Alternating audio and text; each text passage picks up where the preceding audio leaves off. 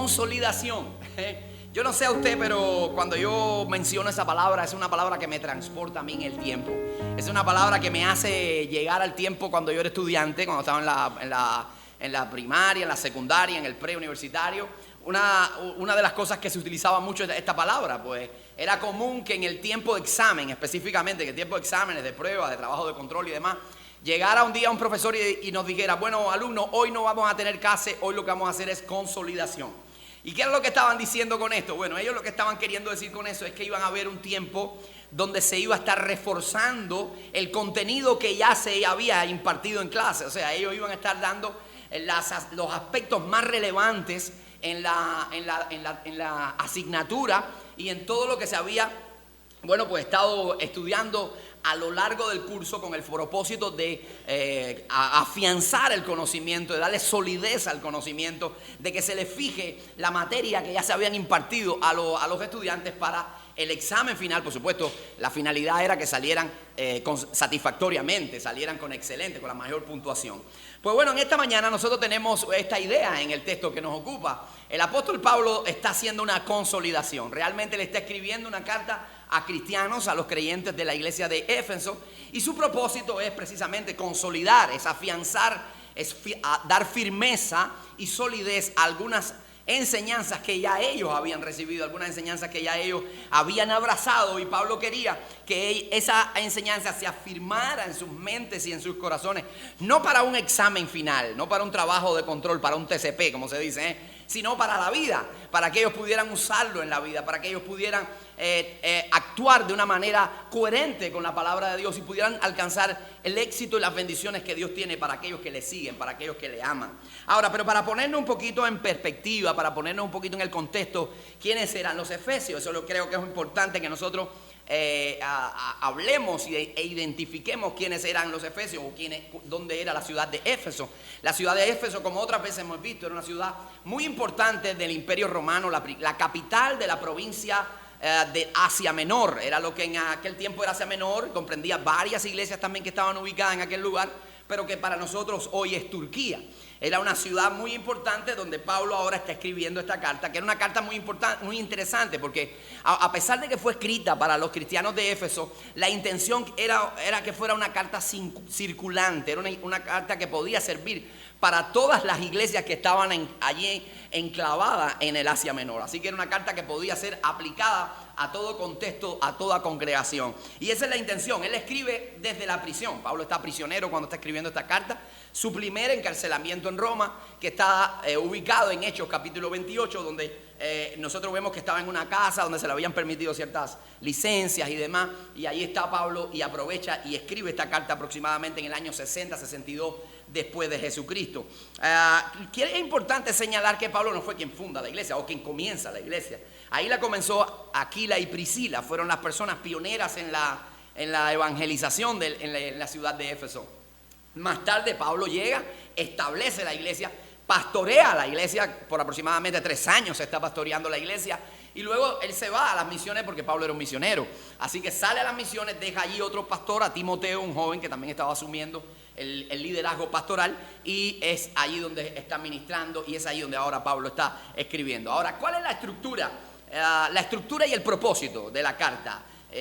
Bueno, la carta está consta de 6 capítulos, solamente 6 capítulos, así que se la puede leer en estos días en la casa porque es breve. 6 capítulos, los 3 primeros están enfocados más bien en la parte teológica, más enfocados en las doctrinas del Nuevo Testamento, haciendo énfasis en lo medular, en las doctrinas del Nuevo Testamento. Y a partir de los 3 restantes, a partir del 13 en adelante, vamos a encontrar que Pablo está aterrizando esa doctrina. Pablo lo lleva a la práctica. Pablo dice, bueno, es necesario que ustedes sepan esto, pero que lo vivan, que comiencen a vivir esto que yo les estaba enseñando. Y bueno, pues el propósito que persigue Pablo era consolidar, como ya les he dicho, no solamente para que los efesios se encontraran con la gratitud a Dios por las bendiciones, innumerables bendiciones que Dios ha derramado sobre su iglesia, sobre su pueblo, sobre sus hijos, sobre su ejército de Dios, sino también para que ellos se llevaran el reto, se llevaran el desafío de vivir a la altura de esas bendiciones, de poder vivir a la altura de esas bendiciones. Y es por eso que el apóstol Pablo toma tiempo para estar detallando y dando enseñanzas precisas para que estos creyentes comiencen a vivir a la altura, a vivir de una manera digna del evangelio que ellos han recibido, de las bendiciones que Dios ha derramado sobre su vida.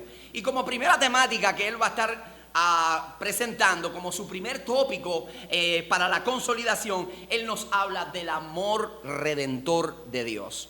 Cuando comenzamos a ver el texto, vamos a encontrar allí en cada línea de las primeras palabras que Pablo está presentando. En los primeros versos, Pablo nos presenta el amor redentor de Dios. Mira cómo empieza el texto. Él les dice a ellos: recuérdense de dónde ustedes salieron. Recuérdense la condición en la que estaban. Recuérdense que fueron rescatados de una vida de pecado. Ustedes estaban vendidos al pecado. Ustedes estaban vendidos al juicio eterno. Estaban bajo la ira de Dios. Él les dice eso, pero note que Pablo después cambia un poco y le dice: no solamente ustedes, también yo vivía en otro tiempo alejado de Dios. Yo también estaba bajo maldición. Porque Pablo quiere hacer entender de que solamente esto no es para efesios, para gentiles y judíos. Es para todos aquellos que viven desconectados de Dios, están bajo el juicio de Dios, están bajo la condenación y están en pecado y están en miseria espiritual. Pero dice Pablo: pero en su inmensa misericordia, en su gran amor, Dios nos rescató, Dios nos resucitó, Dios nos dio vida y nos ha dado herencia con los santos en gloria y en luz. Así que Pablo les está haciendo entender de dónde Dios los había sacado. Eso fue una obra preciosa del amor redentor de Dios que nos trajo vida y esperanza, amado. Y yo creo que eso es una materia que la iglesia, no solo los de Efesios, sino la iglesia universal, la iglesia en toda época, en toda etapa, todo cristiano en lo particular debe consolidar día a día. Esto es una materia importante. Tú y yo fuimos alcanzados por la gracia de Dios. Tú y yo fuimos rescatados del fango cenagoso por el amor de Dios. Tú y yo fuimos hechos hijos de Dios precisamente porque Él quiso derramar su favor sobre nuestras vidas. ¿Cuántos dicen amén a eso? Así que nuestra vida tiene relevancia específicamente porque Él nos alcanzó. ¿Cuál era la condición que nosotros teníamos? Lo describimos a la luz del texto. Dice Pablo: nosotros estábamos muertos en nuestros delitos y nuestros pecados. Así comienza el versículo 1 del capítulo 2. Y estábamos nosotros muertos en vuestros delitos y en vuestros pecados. Estábamos, en otras palabras, desconectados de Dios. Aunque biológicamente estábamos vivos, todo nuestro cuerpo estaba funcionando, nuestras fuerzas y dinámica motora estaban en acción, pero existíamos solamente porque vida no teníamos. Pero dice Pablo, porque estaban separados, porque estaban alejados de Dios, pero Él nos acercó a Él a través de su Hijo y nos dio vida, nos dio aliento de vida y hoy tenemos salvación eterna.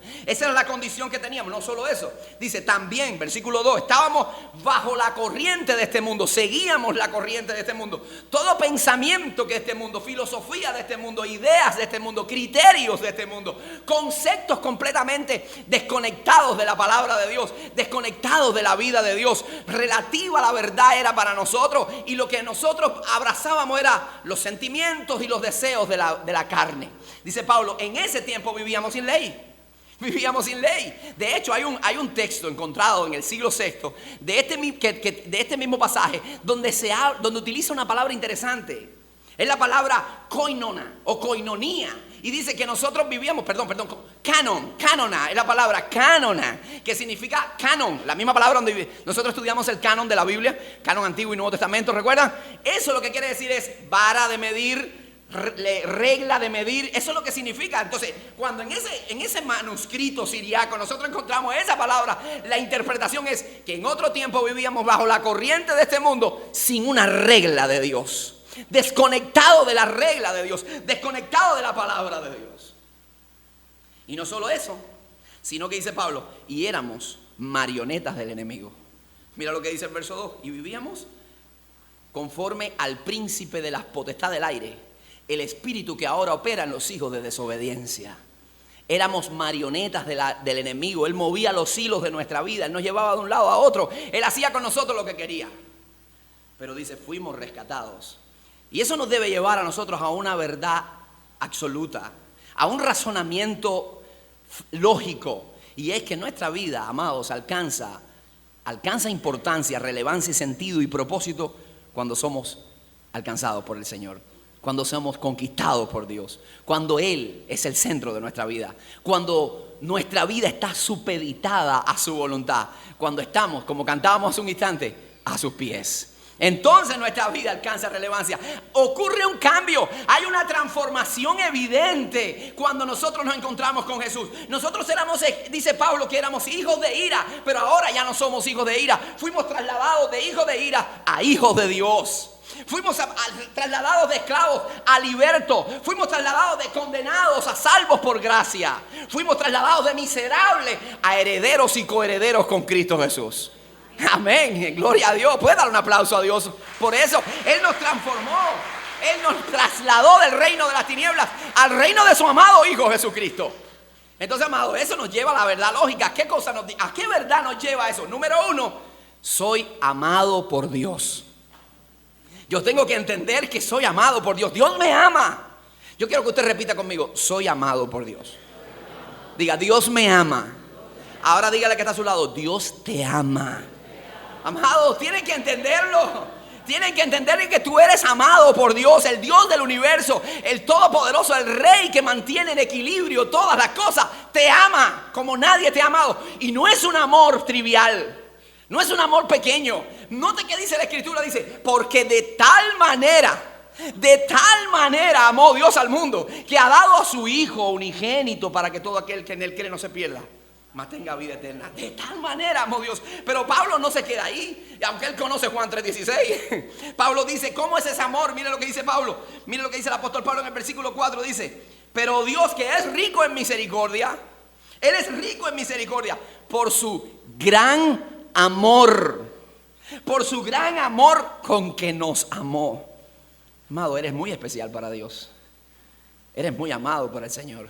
Si el enemigo viene a meterte en la mente la idea de que tú eres rechazado, de que tú eres material desechable, de que a nadie le importas, está muy equivocado, porque tú eres especial tesoro para Dios. Tú eres hijo de Dios y de tal manera te amó Dios que ha dado lo más cercano a Él para que tú estés en su eternidad.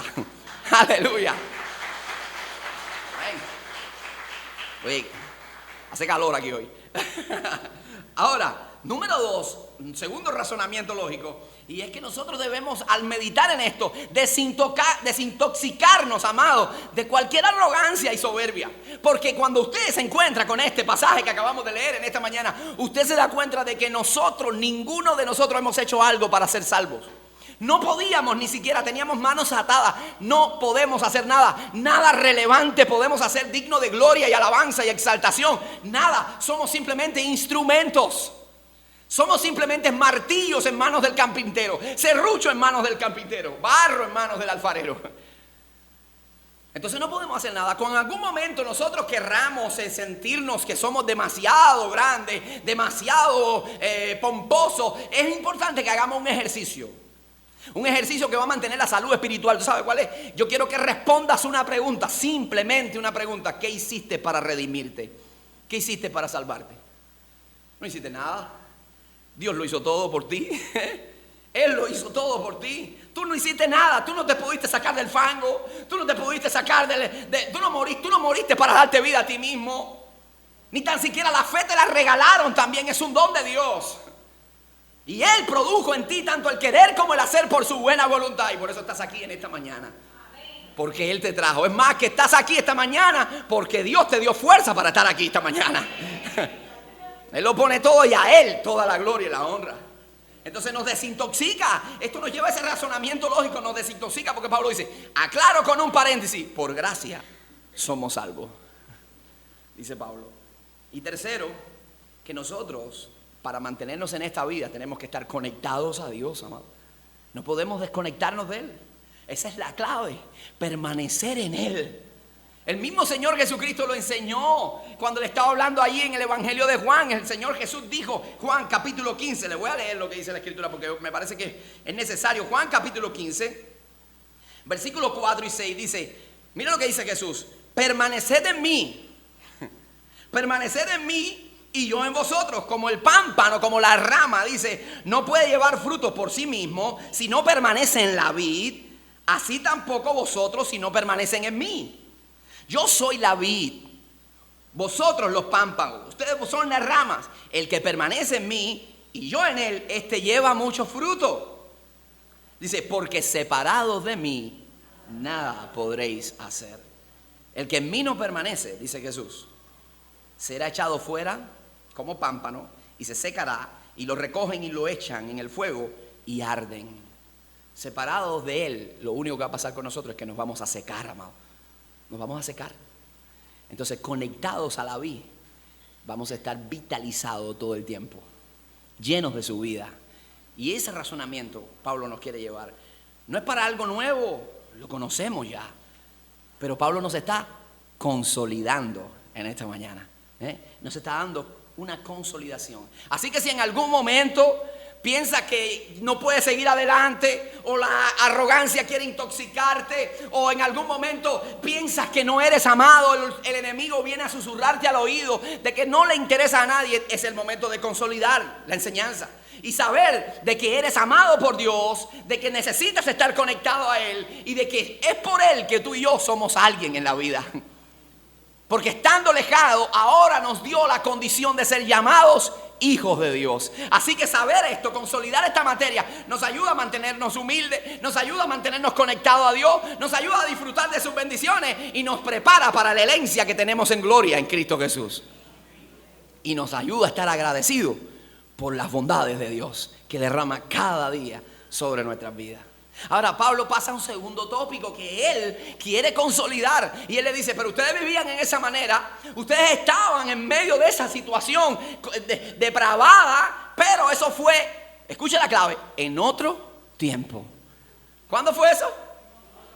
Pablo dice, en otro tiempo. Ese es nuestro segundo punto, en otro tiempo. Pablo dice, ustedes estaban contaminados, ustedes vivían conforme al príncipe de la potestad del aire, ustedes vivían desconectados de Dios, pero eso era en otra época. Eso era en otro momento, eso era en otra etapa de tu vida. Ahora no, ahora estás llamado a ser santo. Ahora tú perteneces a un linaje especial, a un real sacerdocio, a una nación santa, a un pueblo adquirido por Dios. Eso fue en otro tiempo. Ahora tú debes vivir a la altura del evangelio, porque tú estás llamado a andar en luz. Entonces debes andar como hijos de luz.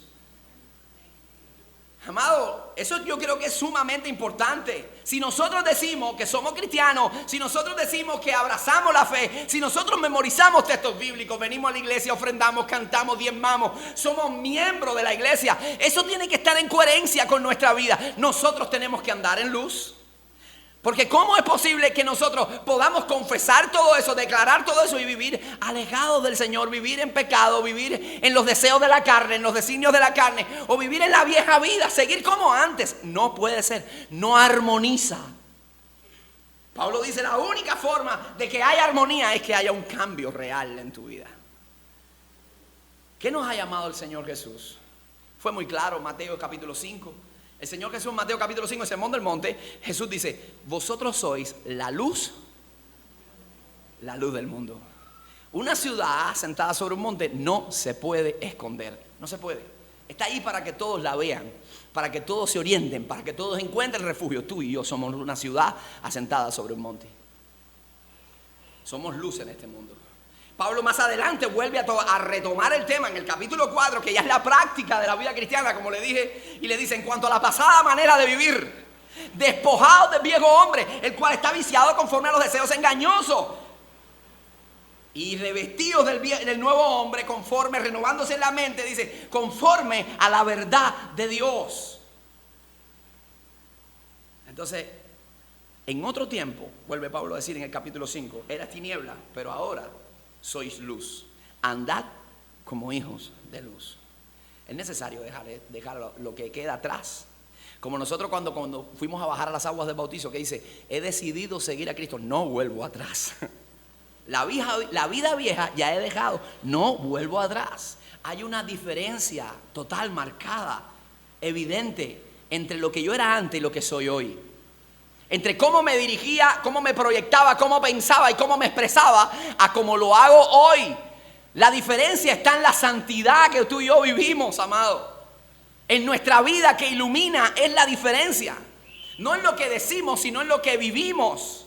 Y lo que nosotros vivimos le da patente a lo que decimos. Nuestro testimonio le da autoridad y fuerza a las palabras que decimos. Pero podemos tener las mejores palabras, las más elocuentes, recitar la Biblia y el Pentateuco, conocerlo entero. Pero si nuestra vida está alejada de Dios, nadie te va a querer oír. Nadie. Pero cuando tú estás en conexión con Él y tú le temes a Dios, las palabras más simples y más sencillas tienen un impacto en el corazón de tus oyentes. Tienen un impacto porque están respaldadas por una vida de entrega y de amor a Dios. ¿Sabe lo que dice el apóstol Pablo? Que es el fruto. Nuestra santificación es el fruto. Es el fruto de una vida entregada a Cristo. Dice Pablo, capítulo 6 del Evangelio, capítulo 6 de Romanos. Bueno, es como si fuera un evangelio también. Capítulo 6 de Romanos, verso 22, dice: mas ahora que habéis sido libertados del pecado, o sea, habéis sido librados del pecado y han sido hechos siervos de Dios, tenéis como fruto la santificación y como fin la vida eterna. ¿Cuál es el fruto? La santificación. Tu fruto va a ser vivir para Él, entregarnos a Él. Si nosotros vivimos desconectados de esa verdad, de la verdad que Pablo nos está presentando acá, si vivimos tomando la vida que teníamos antes y no hacemos una diferencia, amado, estamos perdiendo el tiempo. ¿Qué es lo que pasa con nosotros? Lo primero que va a pasar es que perdemos el tiempo y estamos viviendo una farsa. Perdemos el tiempo y vivimos una farsa. Número 2, nos estamos engañando a nosotros mismos porque no vamos a recibir ninguna bendición de Dios. No vamos a recibir ninguna bendición. No, hermano. Dios no bendice ni aprueba lo mal hecho. ¿Tiene dinero? Eso no significa bendición de Dios. No malinterprete. ¿Tiene ropa? No, eso no quiere decir que Dios te está bendiciendo. Porque hay veces nosotros trivializamos tanto las bendiciones. Mira, pero Dios me está bendiciendo, tengo comida, tengo ropa, tengo... Pero no tienes lo que tienes que tener, no tienes el gozo de Dios en tu corazón, no tienes salvación ni tienes testimonio. Entonces, amado, vivimos esa farsa, nos engañamos a nosotros mismos y finalmente nuestro destino será el infierno. Será el infierno. Entonces, el escritor de Hebreo es muy claro cuando nos dice: seguid la paz con todo y la santidad, sin la cual nadie verá al Señor. Nadie verá al Señor. Él es santo y nada inmundo puede estar delante de su presencia. Entonces yo creo que es un tema a meditar. Pablo nos dice algo más. Nos quiere consolidar otro tema: que no hay territorio neutral. No lo hay. Pablo dice: ustedes vivían de esa manera, han sido trasladados al reino de su amado Hijo. Antes vivían bajo el dominio del diablo, bajo el dominio de Satanás y sus huestes celestiales, sus huestes espirituales de maldad, sus demonios, sus hordas enemigas. Vivían de esa manera, pero ahora son trasladados al reino de Dios, al reino de la luz. No hay un territorio neutral. No lo hay, no existe. O estás con Dios o no estás con Él. Jesucristo decía: el que no está conmigo, contra mí es. Y el que conmigo no recoge. Entonces Jesús no es muy claro. No hay territorio neutral. No se trata de vivir una vida moral, porque la gente abraza el moralismo diciendo: no, solamente teniendo moralidad, códigos de ética es suficiente, con eso me ven bien, es bueno, yo soy una buena persona. Siendo una buena persona te vas para el infierno. El infierno también está lleno de buenas personas, de gente honrada, de buenos hijos, de buenos padres, de buenos proveedores y buenos esposos, pero que nunca creyeron en Jesucristo. Solamente hay una manera de ser parte del reino de la luz y es creyendo en Jesús. Solamente hay una manera de ser salvo y es caminando con Dios. Toda persona que se resiste a esa verdad, toda persona que se niega a esa verdad, está en tinieblas. No hay territorio neutral. No existe. No hay territorio neutral. El Señor Jesucristo dijo: yo soy la luz del mundo. Y el que me sigue no andará en tiniebla, sino que tendrá la luz de la vida. ¿Quién? El que me sigue. El que no me sigue anda en tinieblas. No hay otra manera. No hay territorio neutral. Puedes ser buena persona, puedes tener buenos valores, pero si no conoces a Cristo, estás perdido. Necesitas un encuentro con Dios. Necesitas tener a Jesús como el Rey de tu vida. Eso es todo. Cuando Pablo le escribe a Agripas, o sea, le habla a Agripas, creo que el domingo antes pasado, ¿no? Fue que hablamos cuando él testifica ante Agripa el rey, ¿te acuerdas?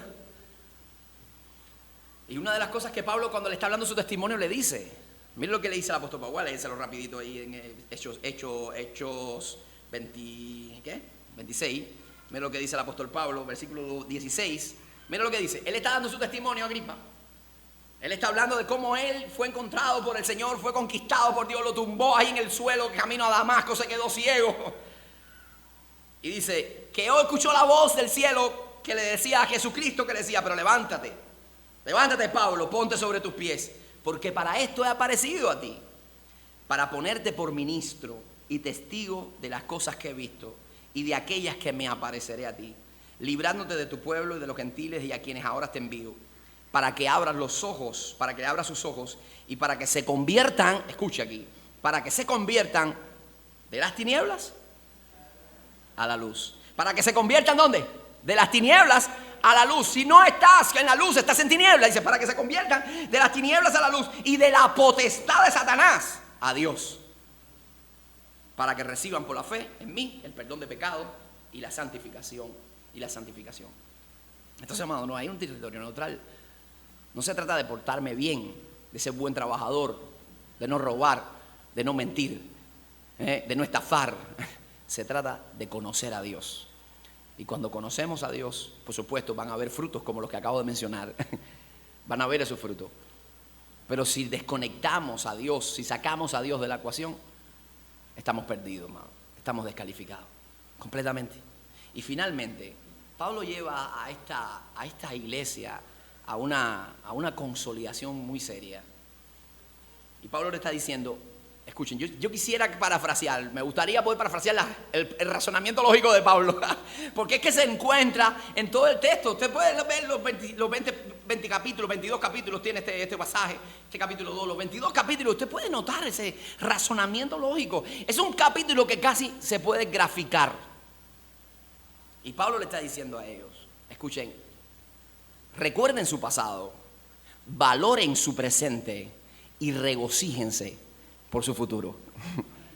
Eso es lo que lee Pablo. En otras palabras, parafraseándolo, llevando al idioma popular, Pablo le está diciendo, oye, recuerden su pasado, valoren su presente y regocíjense por el futuro que tienen en Cristo. Valoren, piensen en lo que ustedes eran, en dónde vivían, en la miseria que estaban sumidos. Acuérdense de dónde Dios los sacó, en qué condiciones estaban y que ahora dónde los ha trasladado Dios, dónde los ha puesto, en qué lugar ustedes ahora son hijos amados, ustedes son redimidos, son santos, son especial tesoro en las manos de Dios y Él ha garantizado un futuro glorioso para ustedes. Eso es una consolidación, materia obligatoria de todos los días. Esto va a examen. Anota ahí. La gente haciendo chivo ya. Anota esto, examen, amado. Cuando estemos ante la presencia de Dios tenemos que saber eso. Y en todo lo largo de nuestra vida, para funcionar correctamente, tenemos que saber qué éramos, de dónde nos sacó Dios, dónde estamos, a dónde nos ha puesto y a dónde nos lleva. Y a dónde nos lleva. Es un ejercicio que nosotros tenemos que hacer diariamente. Yo me atreví a graficarlo, por eso quiero que enseñárselo a ustedes, para que ustedes vean todo el pensamiento, cómo Pablo lo va guiando en un camino ascendente. Y míralo cómo dice. Mira lo que dice el apóstol Pablo. La condición pasada, ¿cuál era? Verso 2, 1. Vosotros estabais muertos en vuestros delitos y pecados. No se quedó ahí. Dice, condición presente. ¿Cuál es la condición presente? Pero Dios, que es rico en misericordia, por su gran amor con que nos amó, aún estábamos muertos en pecados, nos dio vida juntamente con Cristo y por gracia soy salvo. ¿Y cuál es el tercer paso? La condición futura que nos espera. Dice, juntamente con Él nos resucitó y asimismo nos hizo sentar en los lugares celestiales con Cristo Jesús. Estamos asegurados para el trono. Estamos asegurados para el reino, amado. Estamos asegurados en gloria. Dios nos separó para ahí. Estamos allí sentados, como ayer hablábamos, Adriel. Estamos allí, pero todavía no. Estamos en gloria, todavía estamos aquí, pero está futuro garantizado en Dios. Entonces, amado, Él nos está diciendo, valoren eso, hagan una consolidación de esta materia que ya ustedes han recibido, para que entiendan la obra de Dios y esa valoración y esa consolidación los lleve al agradecimiento a Dios, a la fidelidad a Dios y a vivir a la altura del evangelio que Él nos ha regalado. Nuestra vida está escondida con Cristo en Dios. Nuestra vida está asegurada, amado. El Señor, continuamente enseñó al pueblo esta verdad, al pueblo de Israel. Y por eso en varias ocasiones Dios le dijo al pueblo de Israel, ¿ustedes se acuerdan? No es que a Dios le encante sacar trapo sucio y le encante sacar el pasado a la gente, sin embargo lo lleva para valoraciones.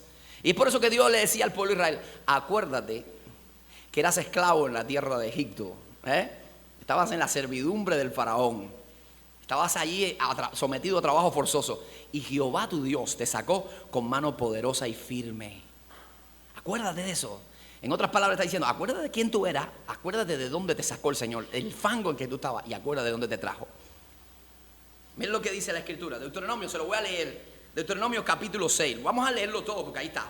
Mira lo que dice, Deuteronomio capítulo 6, versículos 10 y 13, mira lo que dice, cuando Jehová tu Dios te haya introducido en la tierra que juró a tus padres, Abraham, Isaac y Jacob, que te daría, en ciudades grandes, buenas que tú no edificaste, muy importante, casa llena de todo bien que tú no llenaste, cisternas cavadas que tú no cavaste, viñas y olivares que tú no plantaste, y luego comas y te sacies, cuídate de no olvidarte de Jehová tu Dios. Es interesante, cuídate, porque hay veces la gente cuando está en mala, amado, quiere estar en todos los cultos, quiere adorar a Dios, quiere leerse comerse la Biblia.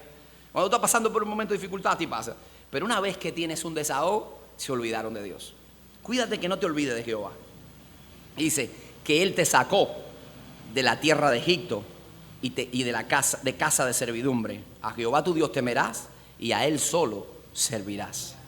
Acuérdate de dónde te trajo Dios. Acuérdate de dónde te sacó el Señor. Piensa en eso, consolida esa verdad. Acuérdate que dónde estabas tú antes de llegar aquí, antes de estar sentado en los bancos de esta iglesia. ¿En qué condición te encontrabas? Algunos de nosotros estaban en desesperación, estábamos confundidos, estábamos en una tristeza aguda que invadía toda nuestra mente y corazón. Estábamos angustiados, nos sentíamos como pedazos de personas.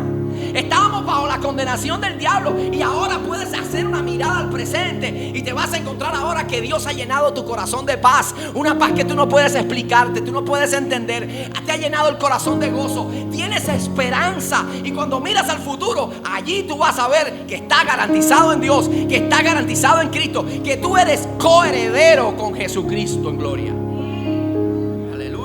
Entonces, amado, cuando venga la duda, cuando venga la tentación, cuando el diablo venga a susurrarte a tus oídos, abandona la fila de la fe, renuncia, tú no puedes seguir adelante, deja de seguir buscando a Dios, deja de seguir orando. Entonces, amado, ese es el momento propicio. ¿Para qué? Para recordar tu pasado, valorar tu presente y regocijarte por tu futuro en gloria. Ese es tu momento. Aleluya. Amén.